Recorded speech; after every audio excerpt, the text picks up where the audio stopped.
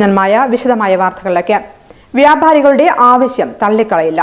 Bus സ്റ്റാൻഡിലെ പുതിയ കെട്ടിടത്തിലെ റൂമുകൾ നൽകാൻ നഗരസഭ തയ്യാറാണെന്ന് നഗരസഭ അധ്യക്ഷ.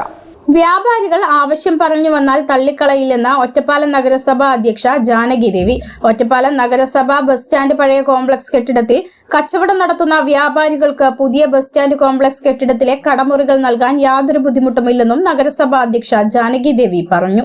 ഒറ്റപ്പാലം ബസ് സ്റ്റാൻഡിലെ പഴയ ബിൽഡിംഗ് പൊളിക്കാൻ തീരുമാനിച്ച ബിൽഡിങ്ങിൽ ശുചിയാവസ്ഥയിൽ കിടക്കുന്ന ബിൽഡിങ്ങിൽ കട റൂമുകളുടെ ആളുകളുടെ യോഗം, വ്യാപാരികളുടെ യോഗം ഒറ്റപ്പാലം നഗരസഭയിൽ വിളിച്ചു ചേർക്കുകയും അവരോട് നമ്മുടെ പുതിയ ബിൽഡിങ്ങിലേക്ക് മാറിക്കൊള്ളാനും പറഞ്ഞിട്ടുണ്ടായിരുന്നു.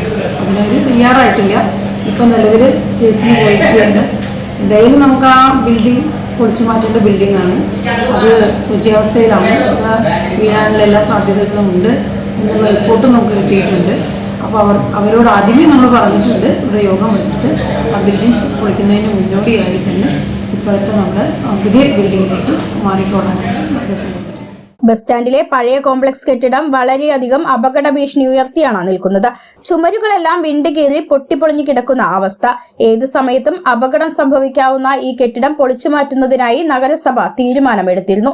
ഇതിനു മുന്നോടിയായി ഈ കെട്ടിടത്തിൽ കച്ചവടം ചെയ്യുന്ന കച്ചവടക്കാർക്ക് കെട്ടിടത്തിൽ നിന്നൊഴിയാൻ നഗരസഭ നോട്ടീസ് നൽകുകയും ചെയ്തു. പുതിയ ബസ് സ്റ്റാൻഡ് കോംപ്ലക്സ് കെട്ടിടത്തിൽ ഇവർക്ക് കടമുറികൾ നൽകാനും നഗരസഭ തയ്യാറായിരുന്നു.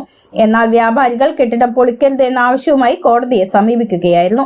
കഴിഞ്ഞ ദിവസമാണ് വ്യാപാരി വ്യവസായ ഏകോപന സമിതി ഒറ്റപ്പാലം യൂണിറ്റ് പ്രസിഡന്റ് ലത്തീഫ് പഴയ ബസ് സ്റ്റാൻഡ് കോംപ്ലക്സ് കെട്ടിടത്തിലെ കച്ചവടക്കാരെ ഇറക്കിവിടരുതെന്നും അവരെ പുനരധിവസിപ്പിക്കാൻ നഗരസഭ തയ്യാറാവണമെന്നുമുള്ള ആവശ്യം ഉന്നയിച്ചത്.